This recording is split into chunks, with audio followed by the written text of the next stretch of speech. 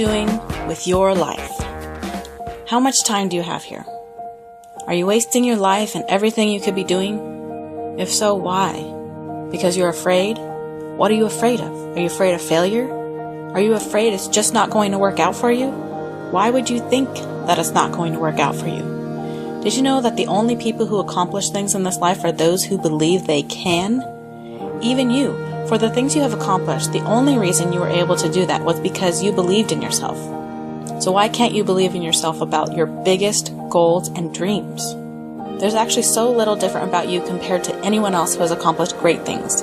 The only thing that may be different about them is that they had the mindset that allowed them to try the things that they set their mind to.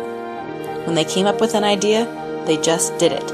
If there was an obstacle, they didn't say, "Oh well, I guess I just can't do that. I guess I'll just have to throw in the towel." No, they figured out a way to get over that obstacle. They were resourceful. They took the resources they had and turned it into something that they wanted it to become. Everything is changeable. Your life, your circumstances, you can exchange money for things, time for money, time for accomplishments. You can take things in this world and turn them into a masterpiece, something you desire to come true. There was once a painter who lived in Philadelphia. His passion was to paint grand paintings, and he was very good. He had a natural talent, but he didn't make much money. One day he couldn't afford to buy his canvas and paints. He took a walk, pondering how he was going to be able to paint this idea he had in his head.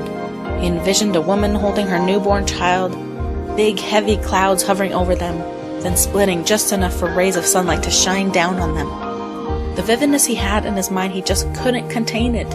He just had to get this out with his paintbrush. Well, as he was walking down the alley, there was lots of noise disturbing his thoughts. Hammering, drills, all kinds of power tools. They were renovating one of the houses on the alley. And he was looking up, watching what they had done to the house, and he remembered how bad that house looked before. He admired their work. The house was really coming along. Well, he was about to walk away when just to the side he looked down and there was a giant piece of plywood leaning against the dumpster. A construction worker was throwing it away. He walked up to it to examine it, and it was in good condition. A piece cut off one end, but besides that, it was pretty much how you would get it if you hopped over to Home Depot to pick it up yourself. For some reason, he decided to look inside the dumpster. He didn't know why. He just felt the urge to see what else was inside. And to his surprise, there was actually a can of paint. It was home paint that you would use to paint your walls, but he didn't care. He lifted the can of paint out of the dumpster, and it felt like it was about half full still. The paint running down the side of the can was a medium shade of gray. A light bulb went off in his head. He ran back home, grabbed a towel, some rope, and his keys, and drove his car back to the dumpster. The man put the towel down on top of his car, flung the plywood up there, tied some rope around it to secure it to his car, and placed the half can of paint in his trunk. He went home, and with the help of a little bit of white and black paint he still just happened to have left, he created a grayscale version of his vision. The woman holding her baby, the clouds parting, the rays of sun shining down on them. And he sold that painting on the plywood for $4,000. Who says you need canvas to paint a masterpiece? After his experience of finding the plywood and paint, he realized that there was a need that could be branched between contractors and penniless painters. Contractors were just getting rid of these spare pieces of plywood, going straight to the dump, and half-full cans of paint of various colors. And there were many artists out there who were struggling to earn enough to buy more supplies.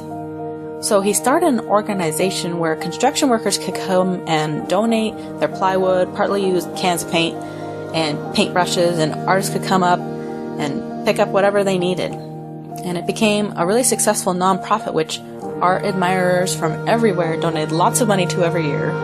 Eventually people also began to donate canvases of every size and acrylic and oil paints of every color, all the various shapes, sizes, and styles of brushes. And all the artists whose passion it was to paint had their needs finally fulfilled because of this one man with one grand vision. What's your vision? It doesn't have to be grand. What do you want to do with your life? What do you want to do this year? Find a way to do it. There is a way. You just have to find it.